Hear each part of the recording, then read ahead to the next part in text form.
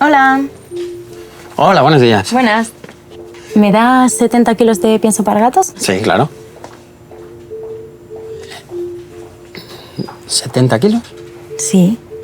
Es que yo tengo 122 gatos. Le deben de gustar mucho, ¿no? No, a mí los gatos no me gustan especialmente. ¿Y entonces? Es que yo estoy totalmente en contra de los perros.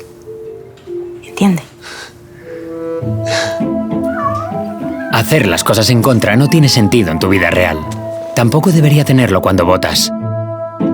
En estas elecciones todos nos jugamos mucho. Por eso te pedimos que a la hora de elegir, pienses en lo que realmente es importante para ti. Partido Popular. A favor.